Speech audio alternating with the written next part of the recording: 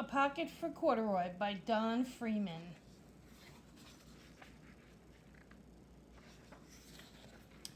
Late one summer afternoon, Lisa and her mother took their laundry to the laundromat.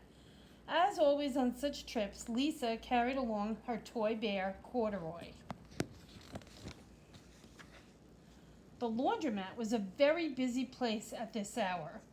"Now, Corduroy, you sit right here and wait for me," Lisa said. "I'm going to help with our wash."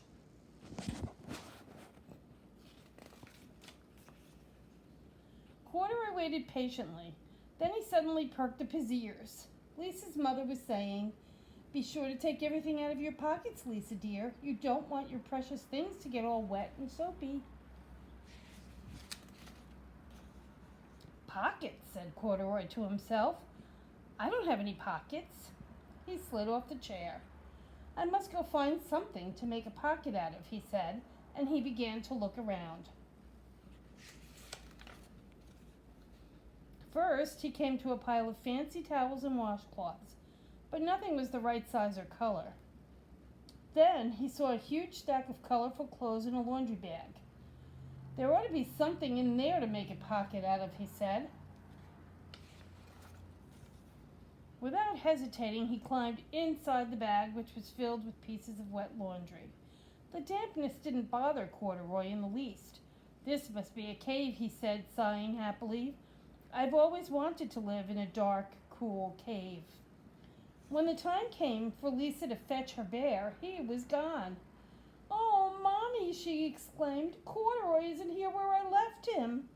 "I'm sorry, honey," said her mother, "but the laundromat is closing soon and we must be getting home."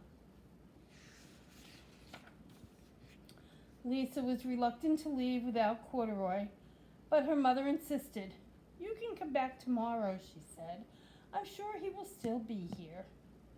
As they left, a young man wearing an artist's beret was taking his wet laundry out of a bag.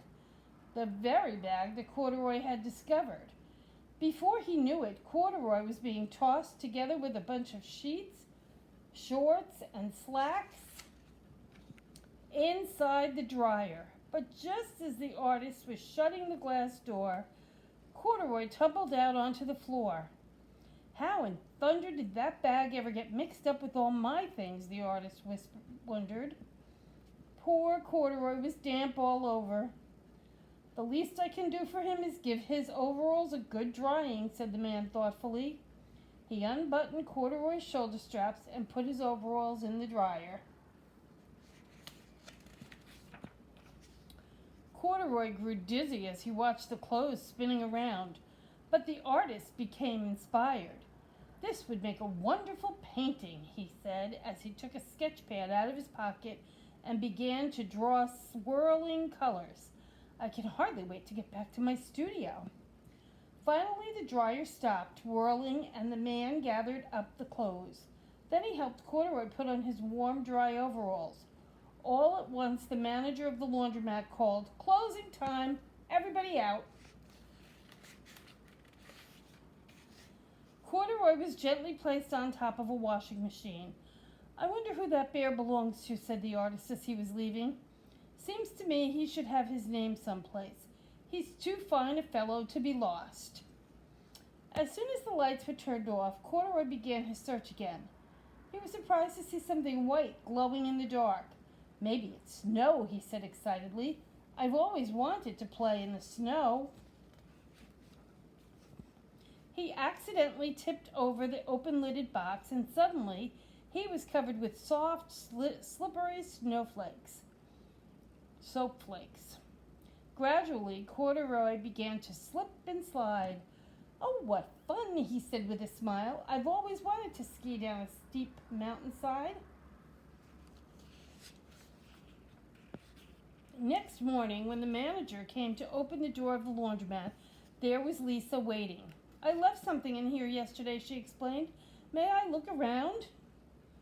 "Certainly," the manager said. "My customers are always leaving things." Lisa was searching under the chairs and in back of the washing machines when she heard the manager call her. "Is this what you're looking for, señorita?"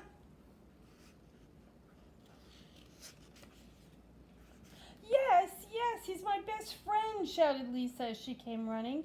She reached in and picked Corduroy out of the basket. "So this is where you've been, you little rascal," she said. "It's time I took you home." Lisa thanked the manager and ran out the door and down the street, holding Corduroy tightly in her arms.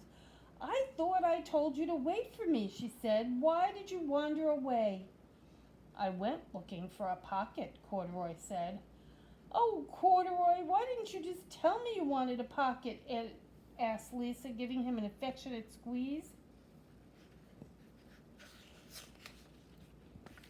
That very morning, Lisa sewed a pocket on Corduroy's overalls. "And here is a card I've made with your name on it for you to keep tucked inside," she said.